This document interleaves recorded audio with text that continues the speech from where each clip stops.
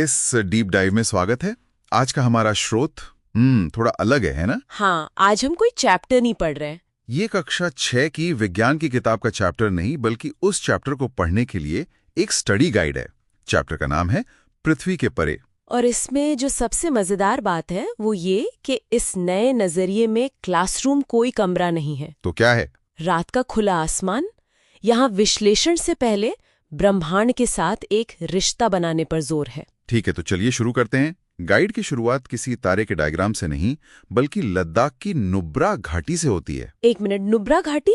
हाँ, क्योंकि वो एक तरह से एक परफेक्ट नेचुरल लैब है जहाँ लाइट पोल्यूशन, मतलब शहरों की जो बनावटी रोशनी होती है, वो लगभग 0 है। अच्छा, तो पहला सबक यह है कि तारों को देखने के लिए अंधेरा चाहिए। बिल्कुल। और सब्र भी।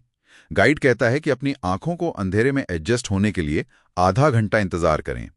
ये सिर्फ धैर्य की बात है या इसके पीछे भी कोई साइंस है? नहीं, ये तो प्योर बायोलॉजी है। बायोलॉजी कैसे? वो जो आधा घंटा है ना, वो हमारी आंखों में जो रॉड सेल्स होते हैं उनको सक्रिय होने का टाइम देता है।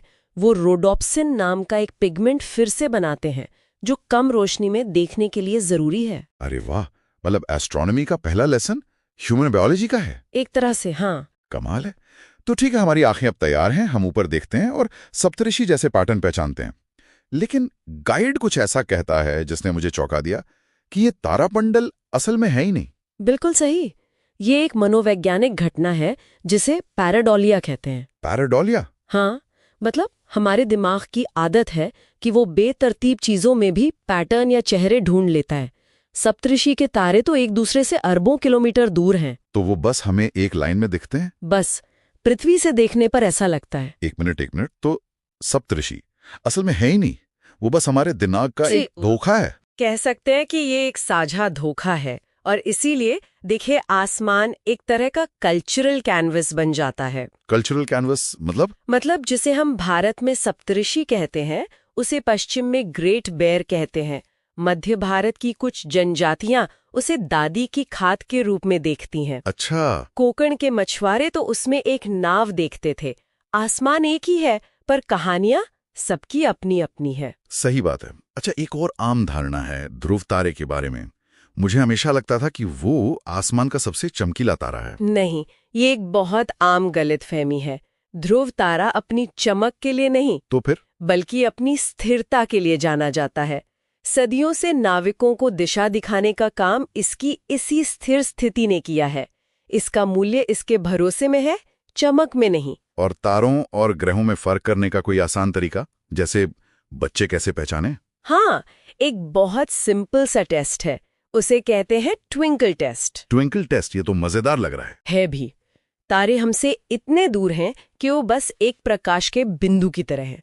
तो जब उनकी रोशनी हमारे वायुमंडल से गुजरती है तो वो टिमटिमाती हुई लगती है। और ग्रह बहुत पास है तो वो एक छोटी डिस्क जैसे दिखते हैं, इसलिए उनकी रोशनी स्थिर और शांत लगती है, वो टिमटिमाते नहीं। ट्विंकल टेस्ट, ये तो शानदार है। तो ये गाइड हमें हमारी आंखों की बनावट से लेकर आसमान की प्राचीन कहानियों तक ले जाता है। लेकिन क्या ये आज के भारत से भी जुड़ता है, मतलब चंद्रयान वगैरह? बिल्कुल, और ये एक बहुत जरूरी कनेक्शन है। गाइड में चंद्रयान 3 की सफलता का खास तौर पर जिक्र किया गया। वो सिर्फ एक फैक्ट नहीं है, बल्कि उस जिज्ञासा का मकसद है। एकदम सही। 23 अगस्त 2023, जिसे अब राष्ट्रीय अंतरिक्ष दिवस मनाया जाता है, चंद्रमा के दक्षिणी ध्रुव पर हमारी लैंडिंग सिर्फ एक तकनीकी कामयाबी नहीं है। गाइड इसे इस बात के सबूत के तौर पर पेश करता है कि बचपन में जगी जिज्ञासा हमें कहाँ तक ले जा सकती है। वो एक राष्ट्रीय गौरव का पल है जिसका बीज आसमान को देखकर हैरान होने में छिपा है। तो फिर इस सब का मतलब क्या निकलता है?